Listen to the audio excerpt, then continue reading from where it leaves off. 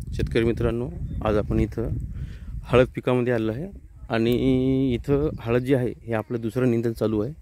आता दुसरं निंदन करायचं म्हणजे आपल्याला थोडं व्यवस्थित करावं लागते आणि दुसरी गोष्ट म्हणजे महत्त्वाचं की आपण खत वगैरे देऊन साधारणतः आपल्याला 15 दिवस झालेले आहेत। त्यामध्ये डवरा मारला आणि त्याच्यानंतर आपण इथं पाऊस चालू असल्यामुळे पाणी द्यायचं किंवा ड्रीप बसवायची अजून गरज पडलेली नाही। त्यामुळे डवऱ्याची जी नाली आहे ती आपल्याला अजूनही जशी तशी दिसत आहे इथं। आणि गवत जास्त झालं होतं तर त्यासाठी आपण इथं काय केलं, सर्व हे हळद जी आहे या सर्व हळदीला खुरपणी केलेली आहे। आपण इथं बघू शकता।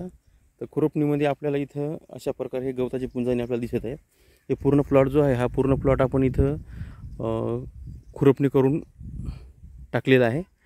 आज सर्व प्लॉट खुरपणी झालेली आहे आणि जो काही थोडा प्लॉट आहे तो आपण राहिला आता शेवटचे काही तास आहेत ते पण इथं खुरपणी चालू आहे।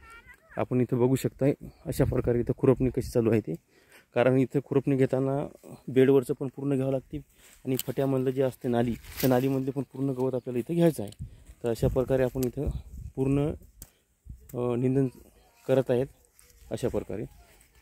आणि याच्यानंतर आपल्याला इथं निंदन झाल्यानंतर चांगल्या प्रकारे आपलं फवारा पण घ्यायचा आहे। पण तत्पूर्वी आपल्याला अशा प्रकारे जर निंदन केलं तर आपलं तणमुक्त आपलं पीक होऊन जाईल। आणि दुसरी गोष्ट म्हणजे व्यवस्थित सर्व घ्यावं लागते, कारण दोन्ही लाईनच्या आतमध्ये 1 फूट अंतर असते त्यामध्ये सुद्धा गवत आपल्याला घ्यायचं आहे। कारण जास्त गवत झालं तर आपण दिलेले खतं पूर्ण हळद पीक न घेता गवतच घेते आणि आपली हळद पिवळी पडण्याची शक्यता असते। तर त्यासाठी आपल्याला अशा प्रकारे नियोजन करायचं आहे।